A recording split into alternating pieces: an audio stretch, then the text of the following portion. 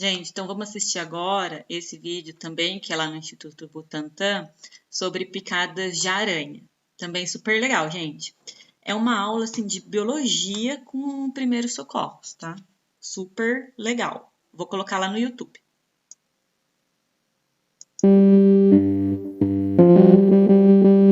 Que medo da aranha.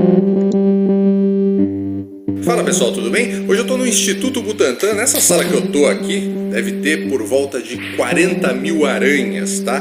E hoje a gente vai falar sobre esse bicho. Ai, dei uma pausinha. Na verdade, o que é lenda urbana, tá? Então é uma informação muito valiosa que eu espero que vocês aproveitem bastante. Vamos lá.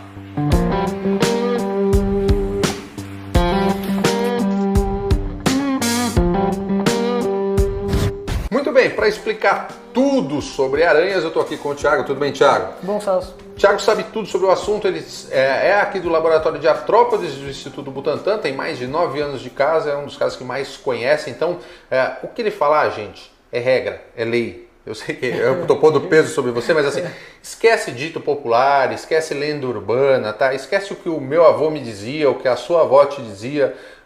Vamos tratar a coisa com ciência, que é o jeito de ser tratado. Hoje o assunto é sério, é sobre aranhas, sobre picadas de aranhas, tá? E pode levar a óbito, né? Sim, pode.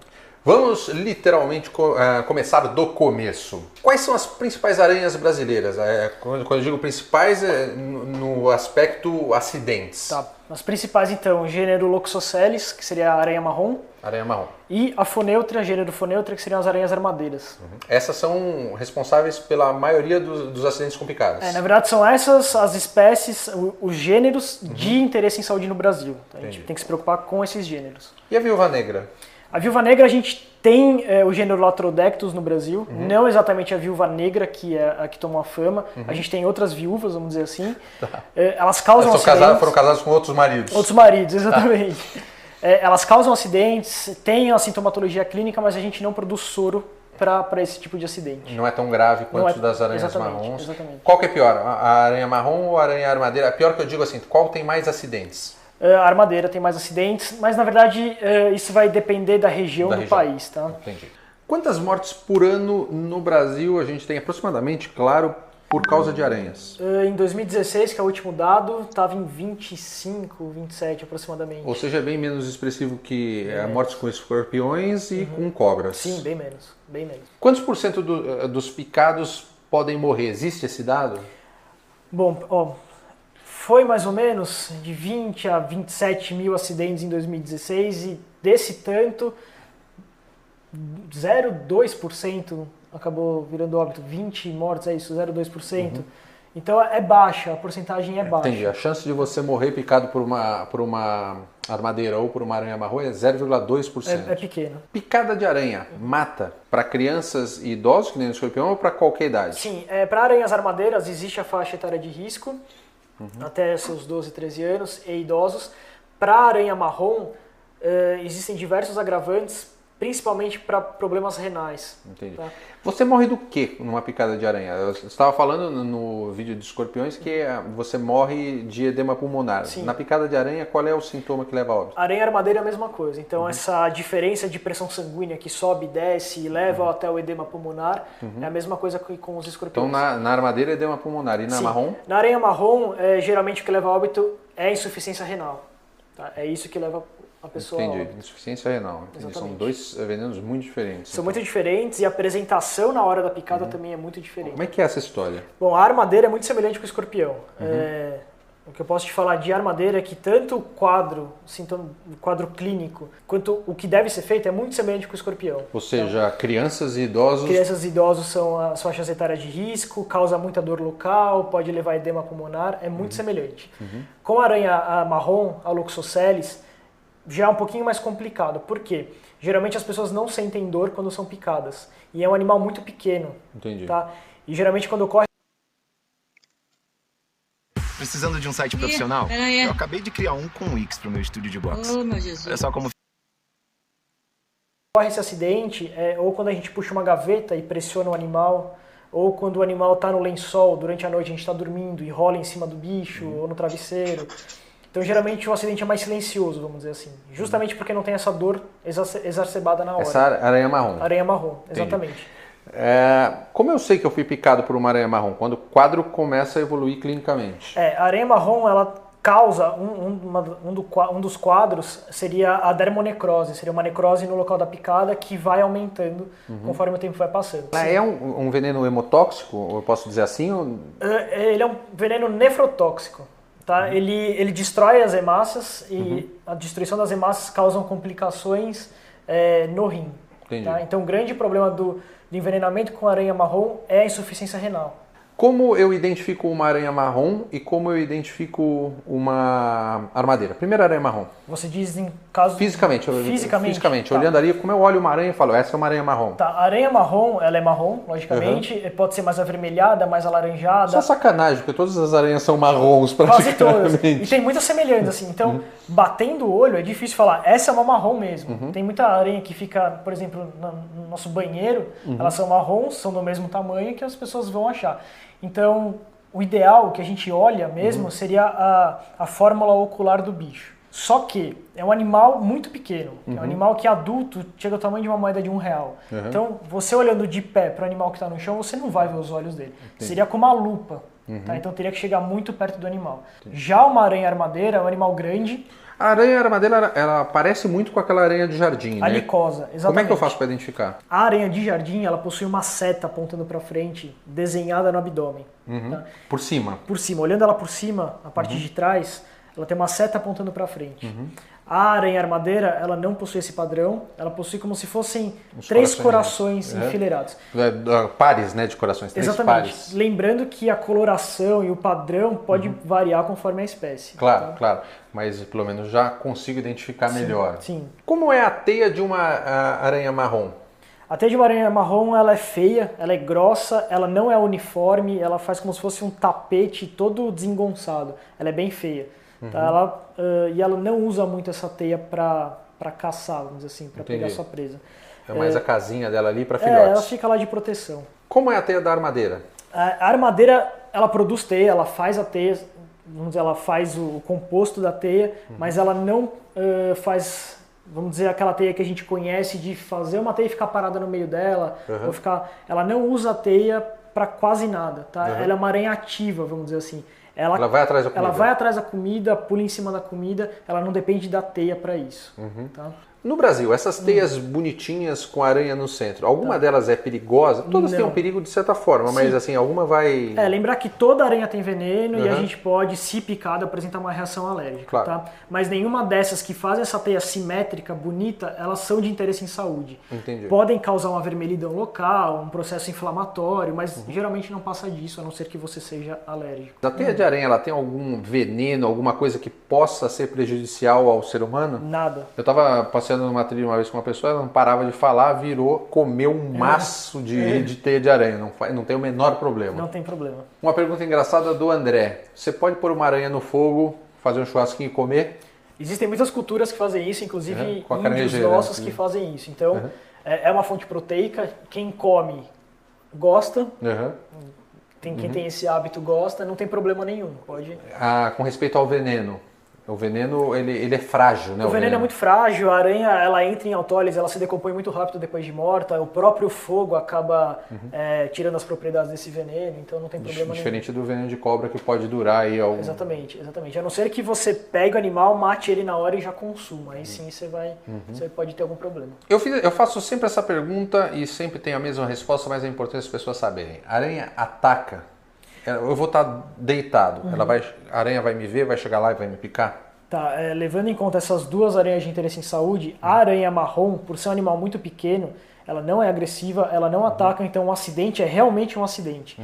É quando a gente gira em cima dela na cama, puxa ela pela gaveta, vira um quadro e ela está lá atrás. Já a aranha armadeira é um animal mais agressivo. Tá? Mas ela nunca vai andar até você para te picar? A não ser que você esteja lá provocando ela. Sim. Então a aranha armadeira ela leva esse nome justamente porque ela tem aquele display de defesa, de levantar as pernas da frente, ficar dançando de um lado para o outro. Essa é a defesa. Se você continuar provocando, pode contar que sim, ela vai tentar te picar. Ou caso você pise próximo, exatamente, em cima, ela vai acabar se defendendo. Exatamente. Mas ir atrás de você, que nem o pessoal acha que ela faz, sair correndo atrás. Não, ela não faz isso. Entendi. Ela quer sair de perto de você. Uma dúvida que me perguntaram aqui, o Juliano me mandou essa pergunta. A aranha, ela pica, é engraçado, mas ela pica pela bunda ou ela pica pela boca? Pela boca. É um aparato que a gente chama de quelícera. Uhum.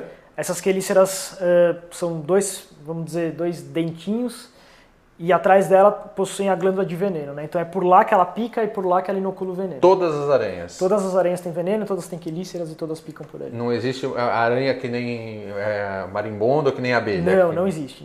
A parte de trás da aranha serve para a produção da teia. Uhum. Então existe as glândulas de teia, também não é regra, existem algumas espécies que a teia fica mais na frente. Mas, de modo geral, é atrás que ela faz a teia e não o veneno. Entendi. Vamos falar um pouco da caranguejeira. A caranguejeira, ela não tem uma picada tão perigosa, né? Aqui no Brasil, falando do Brasil, a gente não tem nenhuma espécie de caranguejeira de interesse em saúde que apresenta um risco para o homem, a não ser o risco de alergia se a pessoa for alérgica, tá? A grande defesa das aranhas pra gente, o grande problema são os pelos urticantes, aquelas cerdas que elas liberam para se defender. Tá. Isso pode entrar no olho, pode causar uma baita inflamação. Se a pessoa for asmática e aspirar, pode causar um problema maior. Tá, mas o veneno dela... Si, não. Não. Qual a maior aranha que a gente tem no Brasil e no mundo? No Brasil e no mundo, é a mesma espécie, a Terafosa, o gênero Terafosa. É uma caranguejeira. É uma caranguejeira, são aranhas bem grandes, elas são do tamanho de um prato de circunferência de, 30 centímetros. São aranhas muito grandes, são chamadas de aranhas golias, comedoras de pássaros, tem um nome bem pomposo. Legal. E elas comem pássaros, né, na verdade? Elas podem comer... Assim, podem comer, já foi descrito, já foi fotografado, já foi visto, mas não é a presa principal, foi uma presa ao acaso. Entendi. Ela levou o nome pelo tamanho e tudo mais, mas é uma presa ao acaso. Todas as aranhas são carnívoras? São. Comem geralmente insetos, podendo evoluir Presa principal inseto, mas pode ser pequenos vertebrados. Aranhas são animais noturnos? Não. Depende, como os escorpiões, depende. Não. Existem aranhas diurnas e existem aranhas noturnas.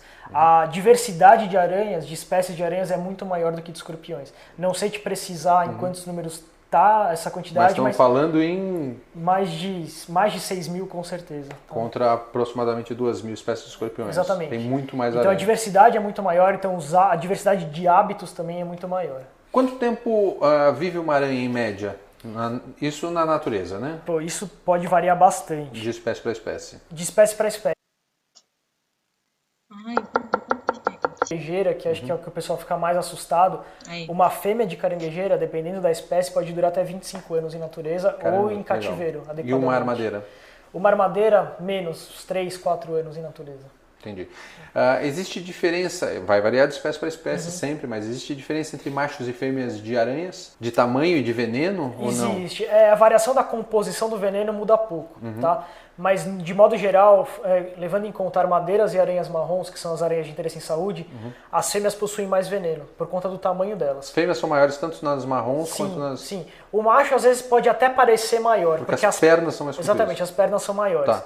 Só que composição corpórea, tamanho de glândula de veneno maior. As fêmeas são mais parrudas, digamos assim. São. Abdômen maior, cefalotórax maior. Vamos falar um pouquinho de filhotes de aranhas. Os filhotes apresentam o mesmo perigo que uma aranha adulta ou é que nem nos escorpiões que eles não conseguem picar um humano? Como é que funciona isso? É que nem nos escorpiões. Um filhote de aranha armadeira, ele já nasce um pouquinho maior, vamos dizer assim, porque a aranha é maior. Claro. Só que se a gente for ver um filhote de aranha marrom, que já é uma aranha pequena, o bicho pode ser comparado a uma formiga, tá? De tão pequeno que ele é. Então ele nunca vai conseguir inocular veneno. Entendi. Já um filhote de armadeira, dependendo da idade, já vai conseguir. Já vai conseguir. Mas tem menos veneno. Menos veneno. Pode causar uma dorzinha e tudo mais, mas... Quando você for picado por uma aranha, você tem que levar a aranha pro médico? De preferência. Ajuda bastante. Ajuda muito. Mata primeiro e leva. Se você conseguir levá-la viva, a gente pode até usar essa aranha para o problema é você ser picado novamente tentando capturar, então, né? Faça isso se você sabe o que estiver fazendo. Quanto tempo você tem para chegar no hospital depois que você foi picado por uma aranha? Tá, aranha armadeira... Pessoal, deixa eu só fazer uma parte. A gente está falando genericamente aqui. Pode ser que uma pessoa seja alérgica, outra não. Uma pessoa com uma aranha maior, uma aranha menor, uma espécie de aranha, outra espécie de aranha, uma criança, um adulto. Genericamente, assim, eu não vou morrer em 15 minutos. Não vai. Genericamente, foi picado, vai para o hospital, claro. Genericamente mas não precisa se matar no caminho correndo. Não precisa se matar no caminho correndo. Então, Aranhas armadeiras, mesma instrução que para escorpiões. É um quadro emergencial, foi picado, vai com calma para o hospital. Mantenha a pessoa acidentada com calma e vai para o hospital. Aranha marrom, a não ser que a pessoa veja a aranha no momento da picada, é difícil ela ligar a picada à aranha. Você vai saber pelo sintoma, ela vai saber não pelos dói, sintomas, né? E depois de alguns dias. Então a evolução é muito mais demorada. Tá? Então como é que ela vai saber que foi picada? Geralmente uma ferida no local da picada que não cicatriza por nada e aumenta.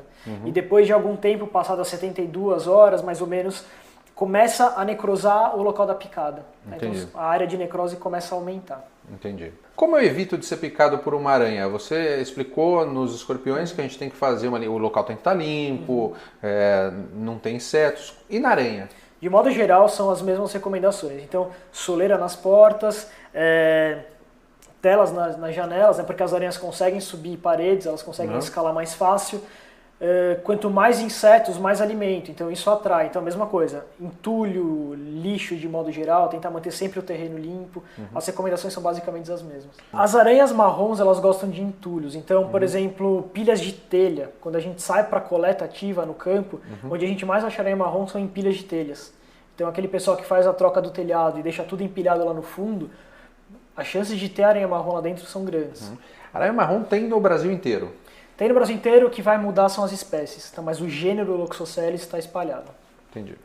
Armadeira também? Armadeira também muda a espécie. E caranguejeira? Caranguejeira também. E aí muda gênero, muda espécie, porque a diversidade é muito grande. Mas acha-se no Brasil inteiro? Acha-se no Brasil inteiro. Existe alguma maneira de você controlar ou matar as aranhas? A detetização mata as aranhas? Qual que é a atitude que você deve ter? Ou você está com uma quantidade grande de aranha marrom ou armadeira? O que você faz? Tá, primeiramente limpar o terreno, por exemplo, atrás de quadro é um lugar que quando a gente vai limpar a casa a gente meio que esquece.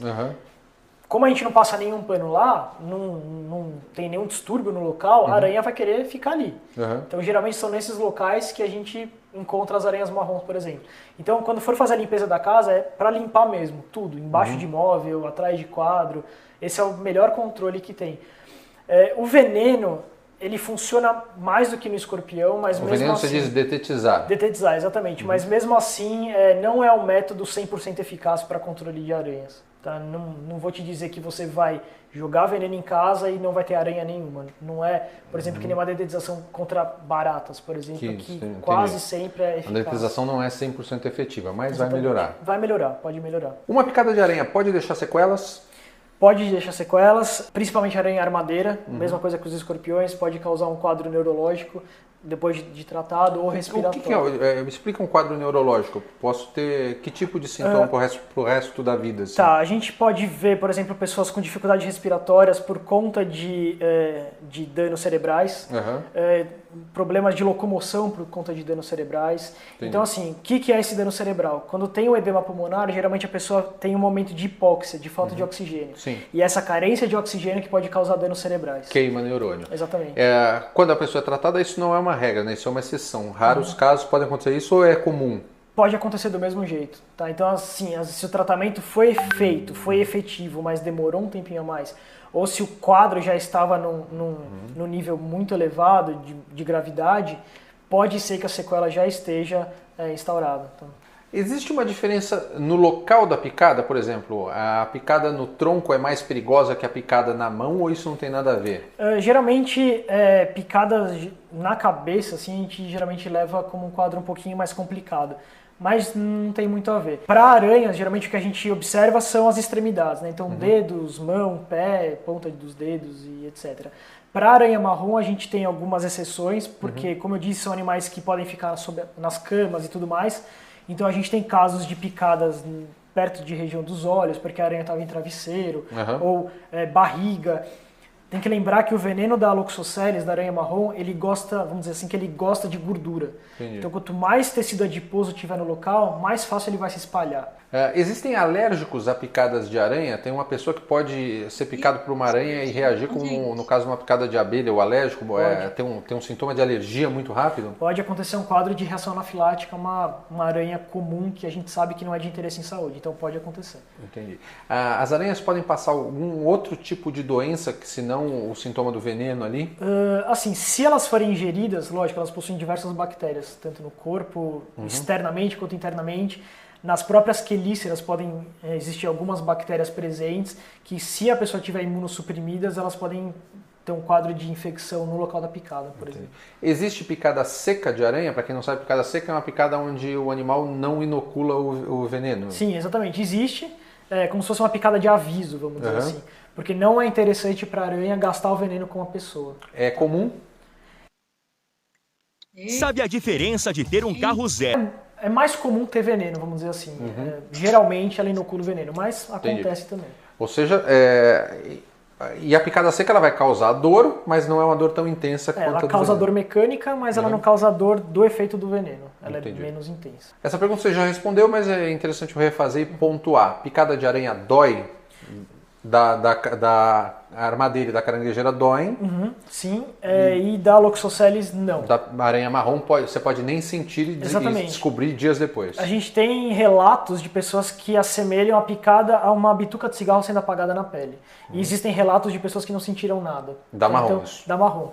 Então, ou a dor é muito pequena ou a dor é inexistente. O que não fazer no caso de uma picada de aranha? Quais são as lendas urbanas, os mitos, os ditos populares? O que você deve evitar de fazer? Então, evitar fazer torniquete no local, evitar fazer sangrias, tentar sugar o veneno, nem pensar. Aí tem aqueles tratamentos, de novo, com borra de café, querosene, esquece tudo isso, limpa o local da picada e, se necessário, vai para o hospital. Entendi. Isso talvez seja a principal função desse vídeo, seja matar essas lendas urbanas, pessoal. A gente tem acesso à ciência e à informação, parem com isso. Não importa o que o meu avô me falava, o que a sua avó te falava, tá? A gente está aqui com o Thiago porque ele tem a informação correta, esquece outras coisas, ok? Como é produzido o soro para picada de aranha? O soro é produzido que nem para as outras espécies. Então, a gente extrai o veneno da aranha e fracionadamente a gente inocula no cavalo, e a resposta imune do cavalo é o que a gente começa, é a nossa matéria-prima para a produção do soro. Entendi. O soro contra aranhas, ele é injetável? Ele é injetável, ele é Você injeta na corrente sanguínea ou no lugar da picada? Na corrente sanguínea. Ele não é precisa ser no lugar da picada? O tratamento é sistêmico, ele é aplicado na circulação. Esse soro ele tem que ser mantido em geladeira, né? Tem que ser mantido em geladeira. Eu não tenho acesso a esse soro, não posso comprar soro e levar numa expedição. Não tem como, hoje em dia esse soro é restrito à rede pública. E muito menos aplicar, a injeção não é qualquer pessoa que pode chegar lá e aplicar uma injeção. Pode complicar o quadro aplicando no local errado. No caso de eu estar perdido numa floresta, sem acesso a um hospital, e eu fui picado por uma armadeira ou por uma aranha marrom, não vou conseguir chegar no hospital. Qual é o que eu deveria fazer, além de torcer e rezar? Para a aranha marrom, como a evolução é mais lenta, daria para ficar um pouquinho mais tranquilo. Tá? Então, se hidrate... Você vai mostrar os sintomas dias depois. Isso, exatamente. Você vai ter a ferida vai aumentar, tudo mais, mas até ela virar sistêmica, até ter um acometimento renal, por exemplo, que a pessoa começa a urinar com uma urina quase cor de Coca-Cola, demora um tempinho um pouquinho a mais, tá? De 3 a 4 dias, até um pouquinho mais. Então, hidratar o máximo possível, se hidrate bastante, mantenha calma e a trilha foi cancelada, começa a pegar o caminho de volta. Para a aranha armadeira, que a evolução já é mais rápida, se você estiver naquela faixa etária de risco, tenta manter calmo, limpa o local da picada e começa a fazer caminho de volta, nada de desespero. Se eu não tiver como voltar, vamos supor que eu esteja perdido, aí paro e tento me mexer o mínimo possível. O mínimo possível. É repouso total. Repouso total ali para ver se circula menos aquele veneno. Exatamente. Entendi. As aranhas, elas têm alguma importância para o ecossistema geral? Por que a gente não pode simplesmente matar todas as aranhas do planeta, que nem a gente faz com o mosquito da dengue? Bom, o mosquito da dengue é um bom exemplo, na verdade, porque existem aquelas aranhas que constroem aquelas teias muito grandes no nosso jardim ou na nossa janela. Aquela teia vai fazer um controle mecânico para não entrar nenhum mosquito, inclusive o mosquito da dengue, para dentro da casa. Entendi. Então a gente recebe muita ligação aqui de pessoas com medo dessas aranhas, querendo tirá-las das janelas e tudo mais. Eu sei que assim, nem todo mundo gosta de ter uma aranha lá na janela, mas dificilmente essa aranha vai sair dessa teia, principalmente dessas espécies, e ela vai fazer esse controle mecânico direto para não entrar nenhum inseto. Esses insetos vão ficar presos nas teias. Aranhas armadeiras, a mesma coisa, elas comem insetos, comem às vezes lagartixas, enfim. Elas fazem um controle de outras pragas, vamos dizer assim, de baratas, por exemplo. A aranha come barata, né? Isso Também. é interessante. A aranha come barata e come grilo, né? Então Também. elas são importantes para esse equilíbrio. Sim. Todo animal tem o seu... Se a gente matasse todas as aranhas, eventualmente poderia aumentar os grilos e baratas do mundo. A quantidade de insetos seria muito maior, porque eles se reproduzem muito fácil. Tiago, mais uma vez, muito obrigado. Obrigado a você, Celso. Espero que vocês tenham gostado. Isso é informação importante, tá? Eu vou deixar aqui na descrição do vídeo um menu com essas perguntas. Se você quiser rever alguma pergunta específica, é só clicar lá, que vai direto para a pergunta. O YouTube faz isso, tá? Esse vídeo é uma... Legal, né, gente? Vocês estão curtindo? Eu super curti. Agora tem outro vídeo. Esse daqui, ó. Da lagarta que mata. Também super interessante, super legal. Vou passar para vocês. Esse é mais curtinho, tá? Lá! Instituto Butantan. Queria conhecer, tenho curiosidade. Fala pessoal, tudo bem? Hoje eu estou no Instituto Butantan, um dos institutos mais conceituados do mundo, para falar de um bicho que talvez não seja tão famoso quanto as cobras, escorpiões e aranhas, que é a lagarta. Uma lagarta pode matar? Qual a diferença entre taturana e lagarta? O que é lenda urbana e o que é verdade em toda essa história? É isso que nós vamos descobrir aqui e vale a pena você assistir, que tem informação muito importante aqui. Vamos lá!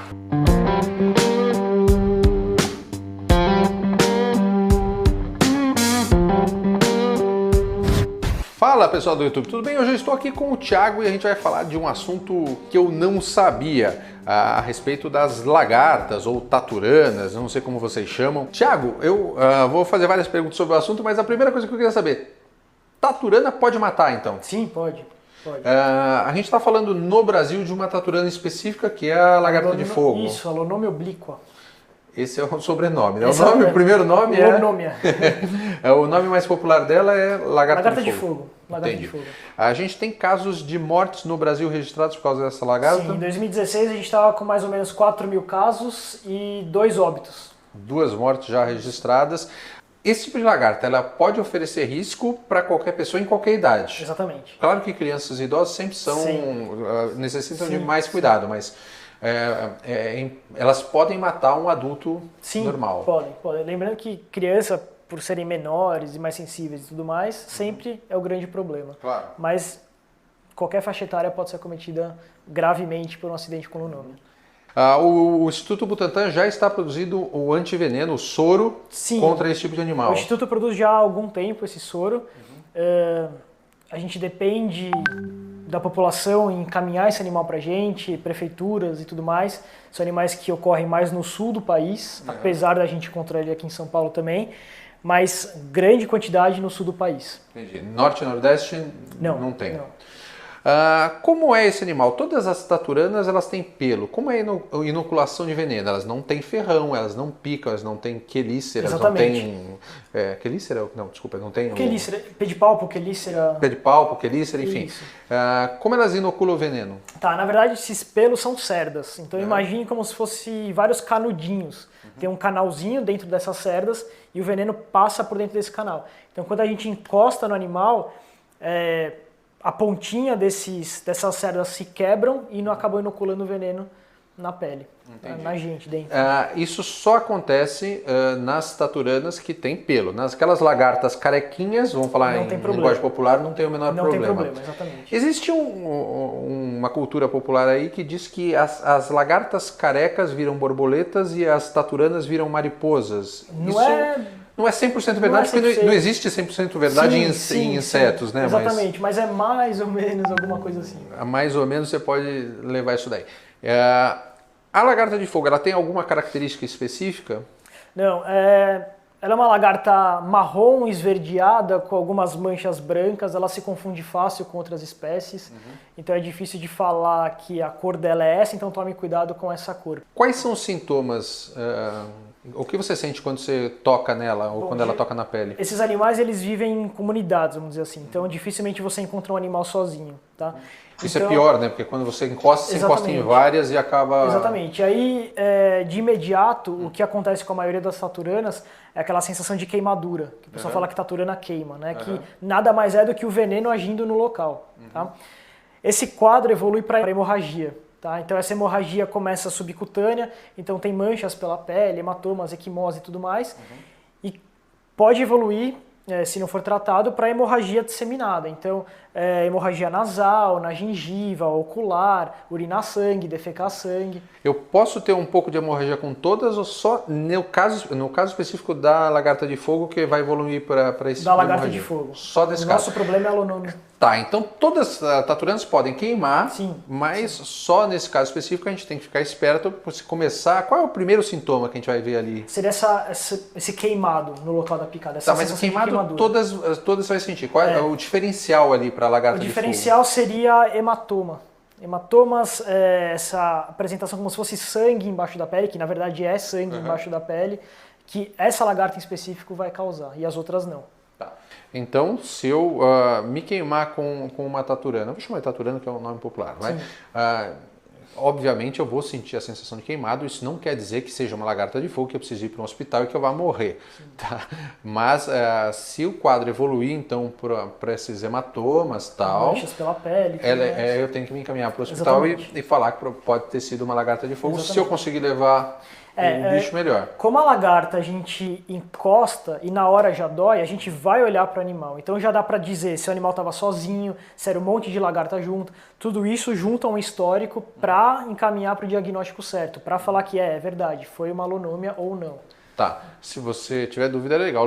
Ou fotografar. Hoje a gente tem celular que permite que a gente fotografe os bichos sem precisar pegar e aí a gente consegue identificar. Exatamente. Qualquer hospital está apto a fazer esse tratamento ou tem um... Não, do mesmo jeito dos outros soros anti-aracnídeo, anti-escorpiônico, antiofídico, esse soro ele é encaminhado para a rede pública para locais específicos que a gente consegue ver a listagem no Centro de Vigilância Epidemiológica. Tá, mas eu não preciso me preocupar com isso, eu vou para o hospital. Vai pro o hospital é que vai dizer se esse problema precisa do soro e vai me encaminhar, ou traz o soro ou me encaminha para... Exatamente. Então eu não preciso me preocupar com isso, eu simplesmente vou para o hospital. Vai para o hospital, exatamente. Tá, isso para qualquer bicho, para lagartas, para aranhas, para escorpiões, para cobras. Sim. Eu só vou para o hospital. Lá eles sabem o que fazer. Se você for uma pessoa muito precavida, sabe que tem lagarta na região, ou as aranhas perigosas, ou os escorpiões, e já quiser ter em mente quais são esses hospitais referências, beleza.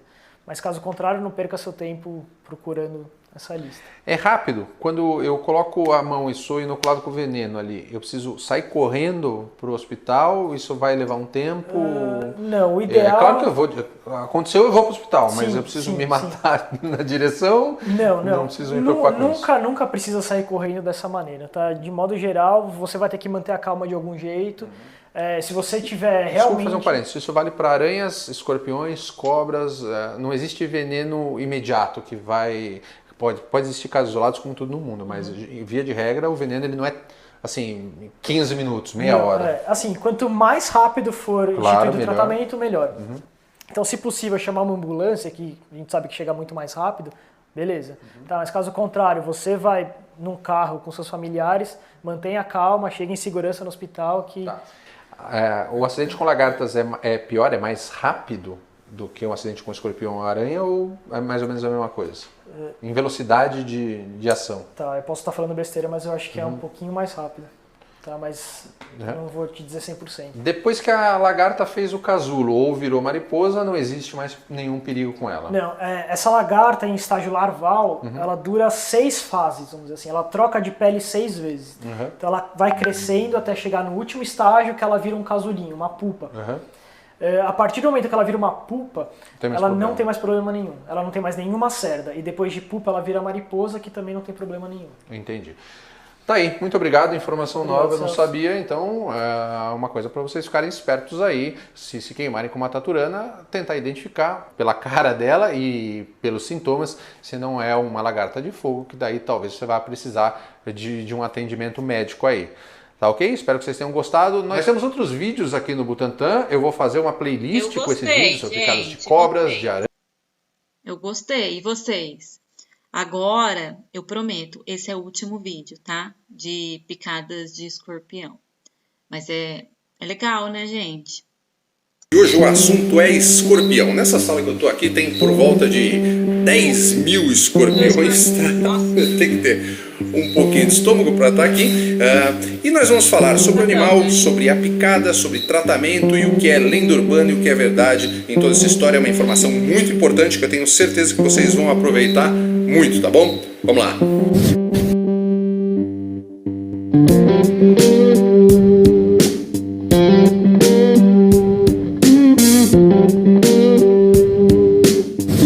Pessoal, na descrição desse vídeo tem um menu com os temas tratados aqui. A gente começa à esquerda falando sobre o bicho e à direita sobre picadas e o que fazer. Mas eu sugiro que você assista o vídeo todo e compartilhe porque você pode salvar uma vida.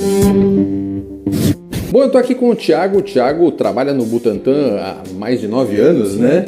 A gente tá na parte de artrópodes, que é a parte que estuda aranhas, escorpiões, lagartas e produz comida também, grilos, baratas. Aqui tem de um tudo. Quantos escorpiões tem nessa ala aqui? A gente tem mais ou menos 10 mil escorpiões, de 10 a 11 mil escorpiões. Tá fácil, tá fácil.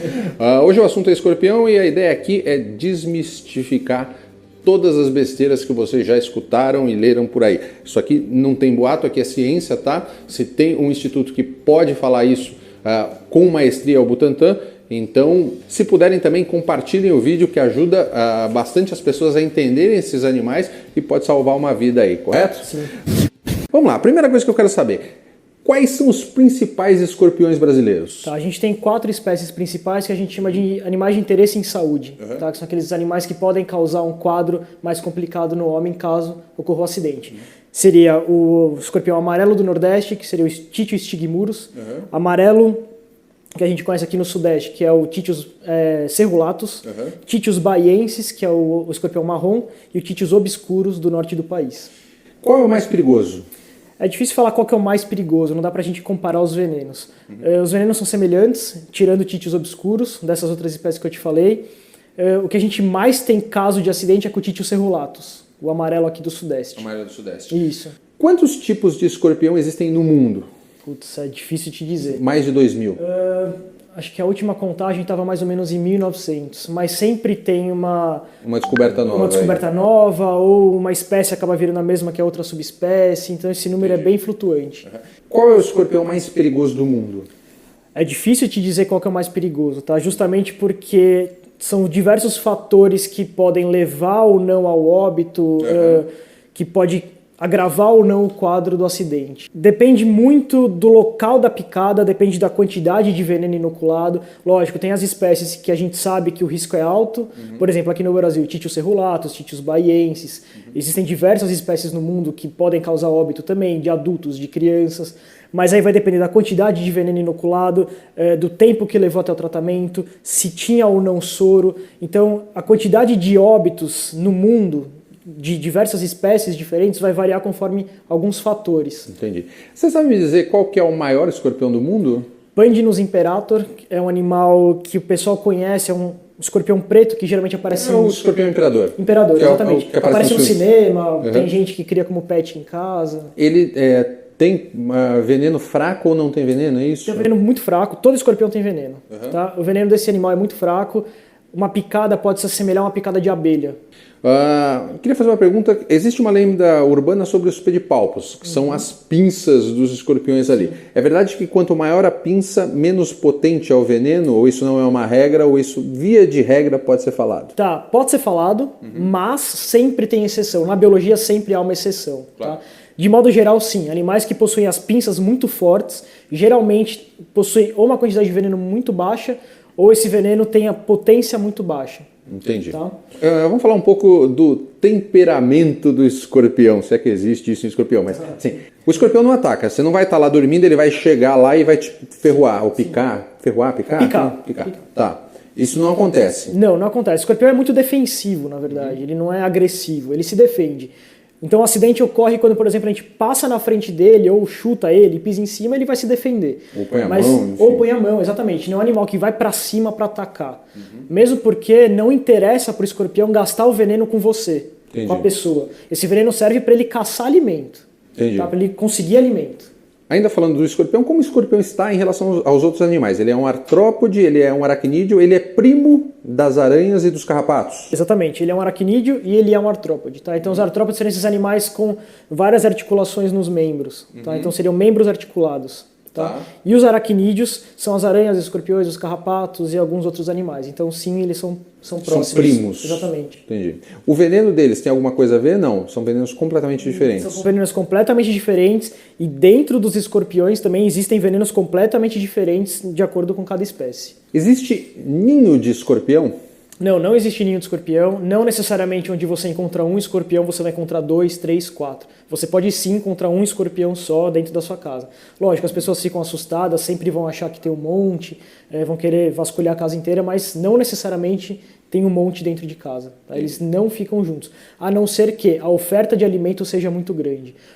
Bueiros, tumbas de cemitério, locais que tem muitas baratas, muitos insetos. Eu já tive numa gravação numa tumba de cemitério colhendo escorpião, acho que com o pessoal de Sorocaba, que era já para mandar para o Butantan. Eu fiquei impressionado que eram muitos escorpiões juntos, mas é por causa da oferta de alimento. Eles não são animais que vivem em sociedade. Não são. Caso não exista essa oferta de alimento muito grande e tiver muito animal junto, vai haver canibalismo. Entendi. Tá? Então, ou seja, eu achei um escorpião, não quer dizer que tem mais de montes espalhados por aí. Pode ter, mas não é uma coisa, regra. Não é uma regra. Exatamente. Eles são animais noturnos? São animais noturnos. Então existe, por exemplo, aquele mito de que a gente coloca uma galinha no exterior da nossa casa para proteger dos escorpiões. Sim, as galinhas elas conseguem comer os escorpiões, são predadores, mas as galinhas são animais diurnos e escorpiões são animais noturnos. Então vai haver um desencontro aí. Entendi. Como eu faço para controlar uma população de escorpiões?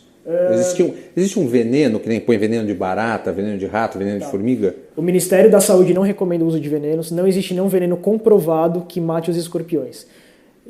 Lógico que se você jogar o veneno em cima do animal, ele vai morrer. Claro. Tá? Então, quando há uma detetização de um local grande, por exemplo, de um cemitério, coisa que acontecia antigamente e acontece em alguns lugares ainda, alguns animais vão morrer.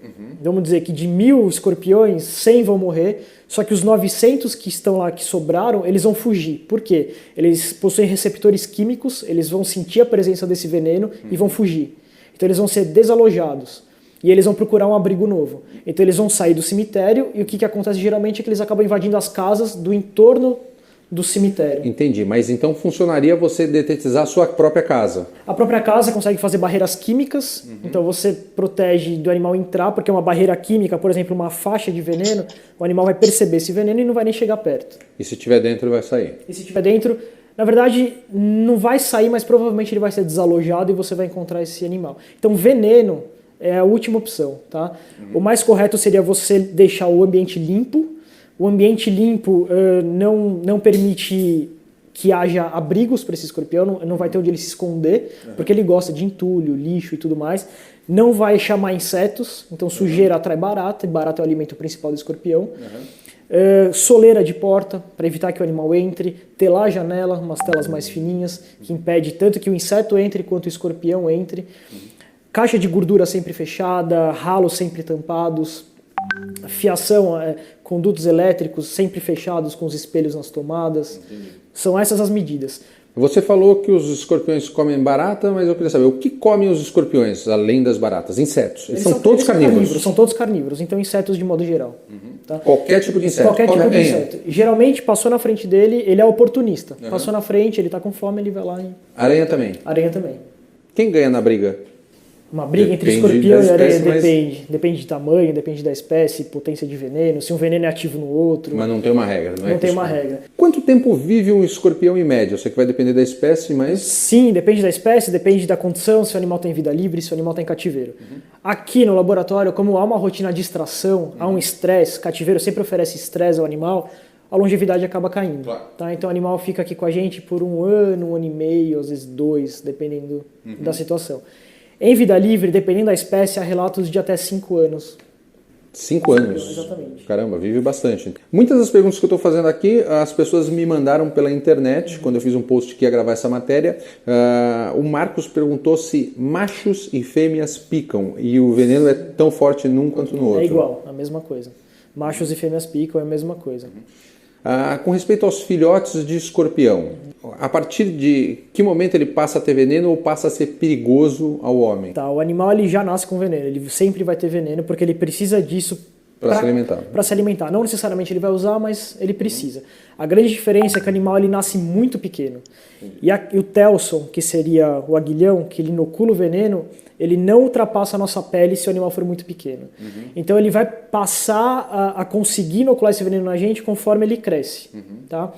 A princípio, o grau de periculosidade, vamos dizer assim, vai variar conforme a quantidade de veneno. Então um animal muito pequeno que já consegue picar, geralmente a quantidade de veneno que ele vai conseguir inocular é pequena. Então, geralmente, o quadro não passa de dor.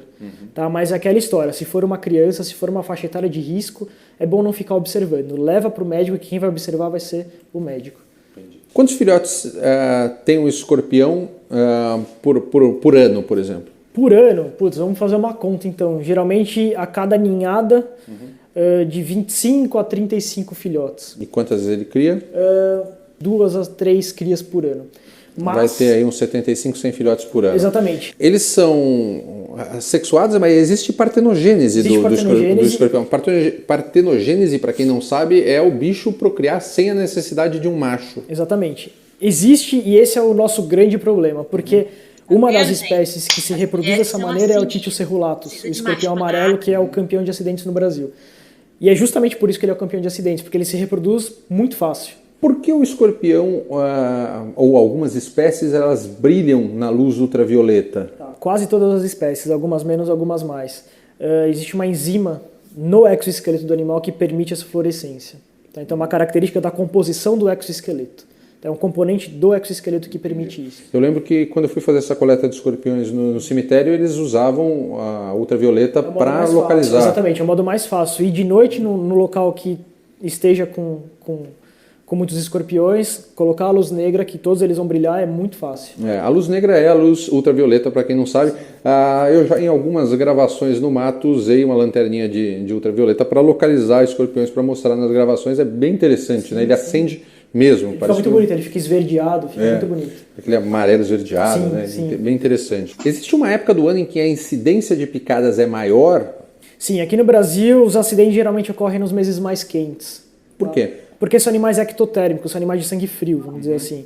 Então, quanto maior a temperatura, mais ativos eles estão. Então, é época de acasalamento, em espécies que fazem acasalamento, é época que, pelo metabolismo estar mais acelerado, eles precisam de mais alimento, então eles estão mais ativos atrás de alimentos. Tá? Então, geralmente é a época que também chove mais. Então, por exemplo, animais que estão em bueiros. Se tem uma elevação no nível da água, nos bueiros ele vai ter que fugir de lá.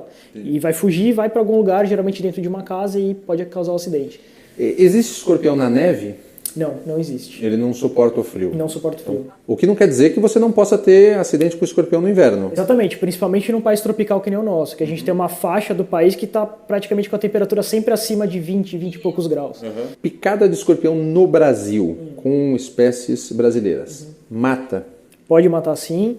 Existe uma faixa etária de risco, então crianças até 12 anos e idosos representam essa faixa etária de risco. Então, geralmente os óbitos ocorrem nessa faixa etária. Mas eu posso morrer com 40 e poucos anos? Pode, porque existem algumas situações que podem agravar o quadro. Por exemplo, diabéticos, outras doenças predispostas, pacientes com problemas renais, problemas hepáticos, existem agravantes. Quantas pessoas por ano morrem no Brasil por causa de picada de escorpião? Você tem esse dado? No Brasil, ano passado, se eu não me engano, estava em 90 óbitos. 90 óbitos. Isso documentado, né, notificado.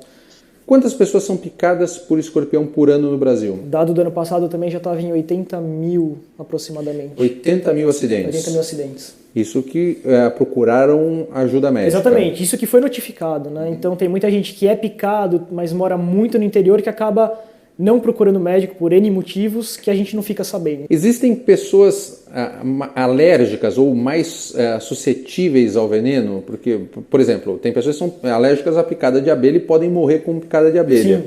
Sim. A gente tem que pensar que o veneno é uma sopa proteica, proteica e enzimática. Existem vários compostos lá dentro. E a pessoa pode apresentar alergia a um ou mais compostos que estão lá dentro. E ela só vai saber no momento da picada. Então, que nem aquelas espécies que a gente comentou que o veneno não possui risco ao homem, se a pessoa for alérgica a algum componente daquele veneno, pode causar um baita estrago.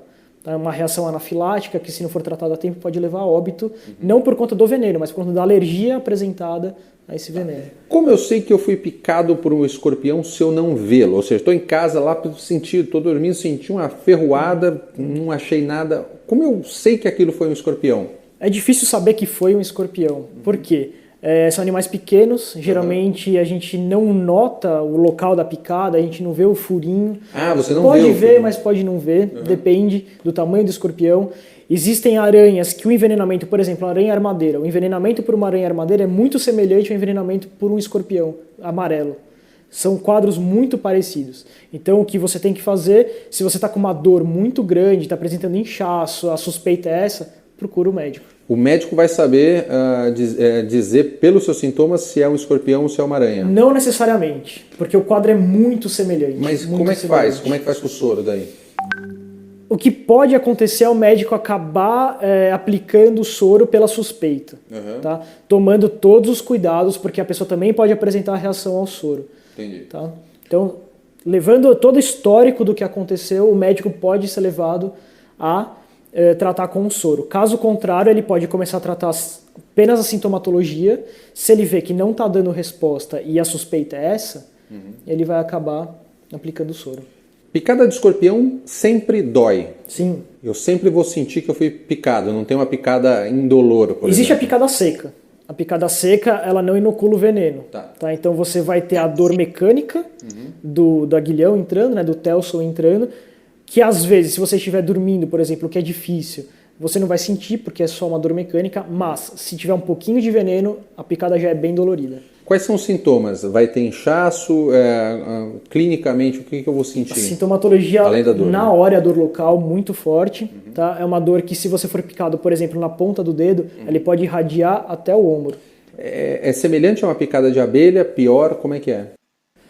Eu nunca fui picado por escorpião, mas acredito que seja pior. Pelo que conhecidos que já foram picados descrevem, pior. E a evolução disso com certeza é pior. Tá? Então, tem a dor local, tem o inchaço local, vermelhidão, sintomas de inflamação no geral.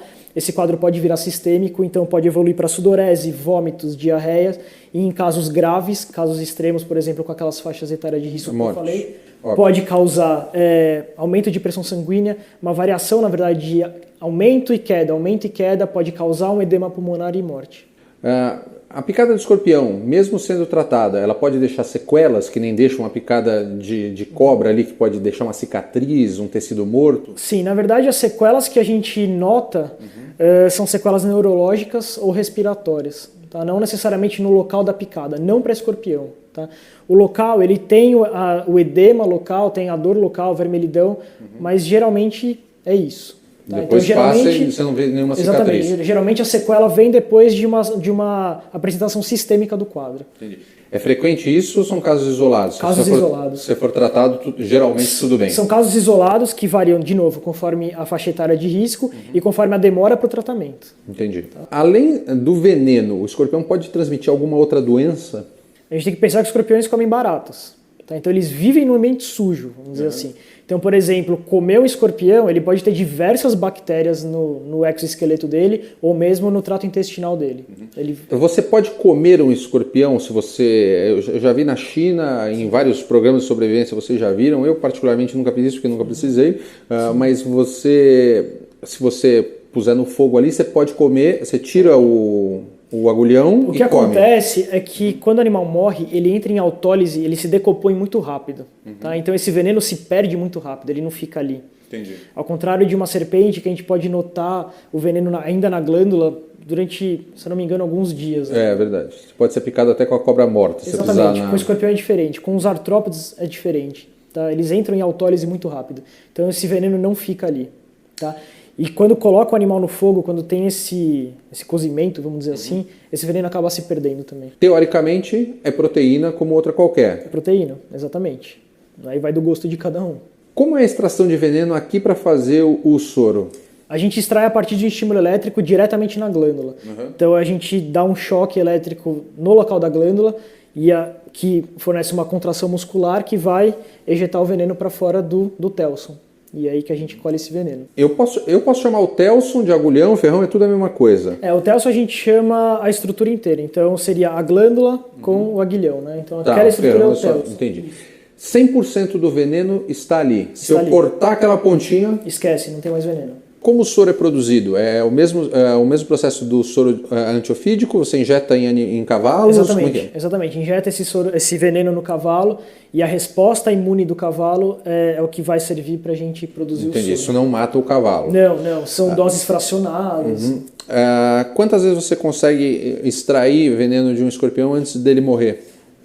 De escorpião a gente extrai 4 a 5 vezes. O que eu não devo fazer no caso de uma picada de escorpião? Eu sei que tem muitas lendas urbanas, no caso de cobras, gente que chupa, gente que corta. No caso do escorpião, o que eu não devo fazer? É basicamente a mesma coisa que com a serpente. Então, nunca fazer sangria, nunca fazer torniquete, não chupar, fazer o corte e tentar tirar o veneno. Existem diversos tratamentos caseiros que as pessoas passam, por exemplo, passar pasta de dente, querosene, óleo de cozinha, garrafada, que seriam uma mistura de álcool com animal dentro e as pessoas bebem. Enfim, nada disso funciona, inclusive algumas podem piorar o quadro, por exemplo, essa garrafada. Isso, gente, são lendas urbanas. Não importa o que a sua avó te falou, o que meu avô me falou. É importante que a gente tenha informação correta. A gente já está na era que a gente tem tecnologia e tem informação para isso, tá? Então não falem besteiras, não façam besteiras. Você foi picado por escorpião, vá para o hospital, né? Exatamente. Qualquer hospital está apto a tratar uma picada de escorpião? Os médicos... teoricamente deveriam estar aptos a tratar, qualquer médico, só que não há soro em qualquer hospital, tá? A distribuição desse soro é feita conforme o número de casos que ocorre no Brasil, ele é distribuído conforme a epidemiologia, o estudo epidemiológico. Existe o site do CVE, que é o Controle de Vigilância Epidemiológica, que existe uma listagem dos postos e dos hospitais que possuem onde vão ter o soro. Exatamente. Tá, mas eu fui picado. Eu entro no site ou eu vou para o primeiro hospital? Vai para o hospital, quem faz esse encaminhamento, se necessário, é o próprio hospital. Entendi, porque muitas vezes não necessariamente o cara precisa do soro, ele pode tratar só o sintoma. Exatamente. E quem vai dizer isso, quem vai levar essa condução médica é o próprio médico. Entendi. O que é o tratamento de sintoma? É o tratamento da dor? É para ver se o quadro não evolui? Exatamente. Então seria a observação, né, para ver se não há a evolução do quadro. Se o quadro começa a ficar moderado, que a gente chama, que já seria a apresentação de vômito, sudorese, diarreia, já é um quadro moderado que já começa a se pensar no soro. Um quadro leve, que geralmente não passa de dor local, que pode prolongar por muito tempo, geralmente trata-se só com anestésicos locais e esse tratamento de dor. Eu devo levar o escorpião para ele saber a espécie ou é que nem as cobras que é muito fácil de identificar? Não, se possível levar o escorpião. O quadro clínico que a gente tem com as espécies de interesse no Brasil são muito semelhantes, menos com títios obscuros, que seria o escorpião preto do norte do país. Desculpa. A sintomatologia, o quadro clínico desse escorpião é completamente diferente dos outros 3 que eu havia falado. Inclusive, o tratamento com soro para esse acidente não serve. Então você tem 2 tipos de soro? Na verdade, tem um tipo só. Que é para todos, menos para o títios do norte. Os 2 amarelos e o marrom. O títios do norte não é tratado com esse soro, ele é tratado só a sintomatologia, porque o soro não funciona, não é efetivo. Entendi. Então só tem um soro para escorpião. Só tem um soro para escorpião. Tá. Eu posso ter um acidente com o títios do norte em alguma outra região do Brasil ou não? Ele está localizado no norte? Ele está localizado no norte, mas a gente tem que levar em conta que existem muitas pessoas que ilegalmente podem manter um animal desse em cativeiro. Tudo bem. Tirando o caso de cativeiro, ele não vai criar por aqui. O que acontece, às vezes, que a gente já viu diversas vezes, por exemplo, o carregamento de fruta, de madeira, às vezes, exatamente. Mas são carregamentos que vieram de lá para cá. Eu sei que essa é uma pergunta extremamente subjetiva, mas quanto tempo eu tenho para chegar no hospital depois que eu fui picado por escorpião? É a pergunta que mais me fazem aqui, tá? Se eu tenho que sair correndo que nem um desesperado, ou se é que nem as cobras que leva aí 6, 7, 8 horas para os sintomas começarem a aparecer. Tá, fica repetitivo, mas novamente pode variar muito, tá? Então assim, foi picado, vai. Vai, mas não precisa se matar no trânsito, não precisa... Não precisa, assim, se for criança... Vá, é o mais rápido possível. É o mais rápido possível, exatamente, sem causar perigo para ninguém na rua. Mas não espere. Entendi. Mas não é... Não, esperar jamais. Mas não quer dizer que eu vou ser picado e nos próximos 10 minutos eu vou morrer. Já começa a cair do... Nada disso. Leva aí, você tem um tempo... Você começa a doer, às vezes essa dor fica muito grande na hora, assim, mas a evolução disso não é tão imediata. Entendi. Tá? Na primeira hora você começa a ter essa evolução.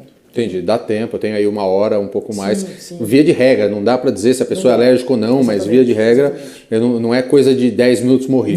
Não é assim.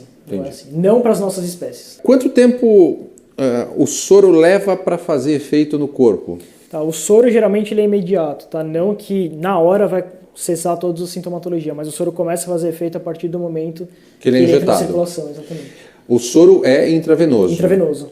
Existe alguma forma de eu levar, eu vou fazer uma expedição, eu levar esse soro? Não dá porque eu tenho que aplicar uma injeção daí. Antigamente, há muito tempo atrás, existia essa possibilidade. Então existia uma troca com o Butantan. Antigamente, então, por exemplo, os fazendeiros traziam uma serpente ou um escorpião e em troca podiam levar algumas ampolas para deixar lá na sua geladeira. Hoje em dia não existe isso. Tá? Então, o soro antiaracnídico e antiescorpiônico estão restritos à rede pública. Não existe soro em pó, soro só injetável. Na verdade, a gente liofiliza o veneno e tudo mais, mas o soro é injetável, não existe soro em pó. Entendi. Nem soro oral, nada que eu tome. Nada disso. Perfeito, eu já sabia, mas muita gente tem essa dúvida, é importante destacar isso daí. É sempre injetável. Se eu não tiver acesso ao soro, eu estou perdido num lugar, eu não vou conseguir chegar no hospital, o que eu devo fazer se eu for picado por um escorpião? Fazendo um paralelo com cobras, provavelmente quanto mais você ficar parado, menos o veneno vai circular. Exatamente. Com escorpiões é a mesma coisa? A mesma coisa. Tentar limpar o local da picada, tentar ficar o mais calmo possível para que a circulação também não aumente demais para esse veneno se espalhar rápido. Então tentar ficar calmo. Se você tiver numa trilha, por exemplo, e tiver a possibilidade de você ficar em repouso, por exemplo, alguém te levar, melhor ainda. Entendi. Tá? Porque quanto mais calmo, quanto menos a sua circulação estiver funcionando, melhor. Quanto menos exercício, melhor. Exatamente. É uma decisão difícil aí. Se você não tem acesso ao hospital, se você vai tentar arriscar chegar ao hospital, você vai ficar parado. Vamos supor que eu vá levar 1 dia ou 2 para chegar no hospital. É preferível ficar parado onde eu estou? Ou saio caminhando até o hospital? Eu sei que é uma sinuca, é uma pergunta difícil. É bem difícil. E não existe uma regra para isso. Mas o que você faria? Por exemplo, se eu tivesse com uma criança na trilha, se a criança foi picada, nunca que eu iria ficar parado. Claro, você ia carregá-la. Iria sair correndo. Mas você está sozinho ali. Se fosse eu, talvez eu esperaria um pouquinho para ver a evolução desse quadro. Entendi. Tá? Mas lembrando que sempre procurar um Isso médico não é assim que possível. Claro. Tem muitas variáveis no meio disso. Então, de novo, quantidade de veneno inoculada, a espécie de escorpião em questão, tem muitas variáveis. A sua reação àquele veneno. Exatamente. Como eu procedo no caso de picada de animais domésticos? Eu tenho um cachorro ou um gato, ele foi picado por um escorpião. Já aconteceu de cachorro meu, de um gato, aparecer com um escorpião na boca. Ali provavelmente foi ferroado ou não, sei lá. Bom, a vantagem dos animais domésticos é que eles têm uma camada de pelo. Tá? Então nem sempre o escorpião consegue chegar na pele. Entendi. Tá? Lógico, depende da raça, da quantidade de pelo e tudo mais. Quando há o acidente, geralmente esse acidente evolui do mesmo jeito que evolui para uma criança. Tá? Seria um quadro emergencial. É importante levar para o veterinário. O grande problema é que não há soro. Tá? Então o tratamento vai ser estritamente de sintoma. Então seria internar esse animal e acompanhar o passo a passo do que está acontecendo e tratar o passo a passo. Nós devemos matar os escorpiões ou eles têm alguma função dentro da cadeia alimentar importante para a continuação do planeta? Sim, bom, todo animal tem a sua importância na natureza, né? Quem está entrando no habitat somos nós e não eles, né? Tá. O que o escorpião faz pra gente? O escorpião faz pra gente, por exemplo, acho que a grande parte da população tem medo de barata, o escorpião come barata. E aí existem aqueles animais filantrópicos que moram basicamente junto com a gente, já estão completamente adaptados ao ambiente urbano, que seria o caso do escorpião amarelo, por exemplo, que a gente tenta controlar porque eles estão em ambiente urbano. Tá? Animais que estão em mato, em florestas e tudo mais, não tem por que a gente tentar controlar esses animais. Inclusive, existem algumas espécies de escorpiões que servem para a gente como parâmetro ecológico. Então, se aquela mata está sendo muito degradada, por exemplo, e a quantidade daquela espécie de escorpião está decaindo, que alguma coisa está errada com o habitat. Então, ele dá para a gente um parâmetro da preservação. Mas ele é importante para o controle de outros insetos que podem virar praga. De insetos, exatamente. Tiago, muito obrigado. Informações muito valiosas, tá? Espero que vocês compartilhem esse vídeo para a gente matar um pouquinho das lendas urbanas, aqueles ditos populares que a sua avó falava. E aí, galera, curtiram os vídeos do Butantan? Eu achei super interessante, espero que vocês tenham gostado também, tá? E a nossa aula encerra aqui. Só isso, gente. Curtinho, né? A aula de hoje. Espero que vocês tenham curtido tanto quanto eu curti. Até já. Vamos lá pro grupo agora.